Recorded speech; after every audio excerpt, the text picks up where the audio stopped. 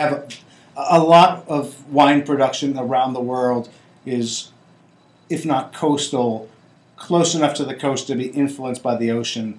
It's one of the most significant features of a lot of winemaking regions. And in Argentina, you don't have nothing.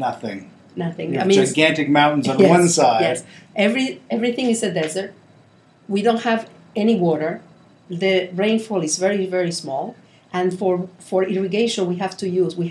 Oh my God, we are very blessed to have the melted snow and the mountain range from the mountains. And that water is very rich in minerals. The soils in Mendoza, all these areas from north to south, very poor. Very young. Young. It's only a few million. Yeah, it's only a few million, but have not had a chance for organic material to build up. Yeah, and very poor.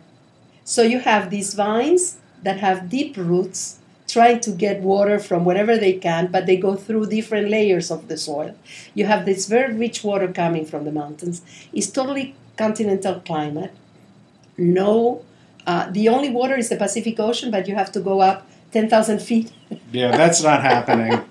Through the Andes. So what's happening, another characteristic that I think is very interesting about Argentina, that happens from north to south, and we have a wine from Salta that we're going to taste, is the thermal amplitude.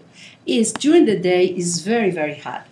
And in Mendoza, it can get up to 95 degrees. But at night, it can go down to 65 or 60. So that's during the summertime.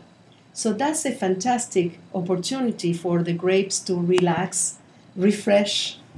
Gain some acid back. Yes. So you get lots of ripeness, yeah. But you still can get a lot of natural acidity. So in the nose, I feel I can hear. To me, wine is sound. I can hear too. I can hear this too. Coffee, toffee. I can see the Cabernet.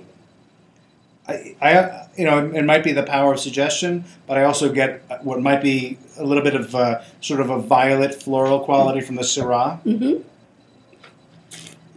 It's a very pretty nose. It's got a lot of layers.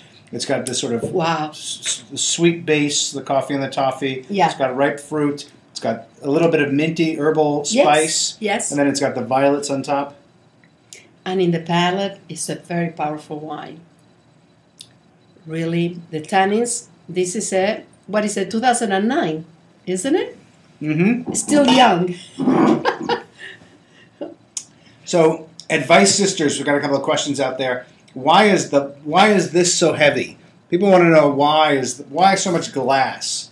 I don't know if we have an answer for that. No, I think that Flichman is very proud of having produced this quality wine, and they went all overboard. So Flichman, as I said, I'm not terribly familiar. Caballero de la Cepa, wasn't that the name from Flichman 20 years ago? It could be. So. Yes, that was the famous wine. That was their blend that my father drank a lot of. So that's exactly where I was going. But though, I mean, Flichman, I know Flichman, but I don't know them as a producer of premier type of wines. Mm-hmm. Is this something that they're moving to, or has it always been part of their portfolio, and there was just no market in the U.S. for it 20 years ago? So I think it's part of their evolution of understanding. I think that they were always making in Argentina a premium wine, but it was not exported.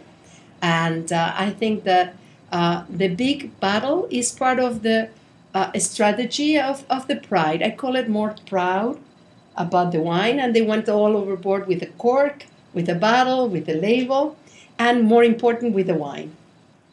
So here's another question about this wine from Wine Food Travelers. What would you pair? What food would you pair with this? With the Dedicado? Yes. Definitely, we need some chorizo, Philip. We need chorizo. We need at the beginning of the barbecue some sweetbreads, some blood sausages, and chorizo. So this is just your typical Argentine meal, right? Sweetbreads, blood sausage. It sounds fantastic. But don't you think so? Because the tannins are still young, but they're very sweet. The wine has a lot of structure. It has a very good acidity, and I will say this acidity is Uco Valley acidity. So by having this good acidity, definitely helps you. Those blood sausages, the chorizo, and the sweetbreads are very high in fat, Yeah. And this acidity will break them in very, very nicely. I think it's a great direction to go in. I was also thinking some gamey stuff. Yes. Because the wine has an almost kind of gamey character, but then there's the herb and fruit interplay. Yeah. So it would be great with some lamb or. Oh yeah. All red wine is great with lamb, but. You know, we eat lamb too in Argentina. We are big on lamb. You sell us your beef and you eat your lamb? No, we eat our beef. I've heard that. I've heard that there are a couple of beef restaurants, a couple of steak restaurants in Argentina. I know. Oh, yeah.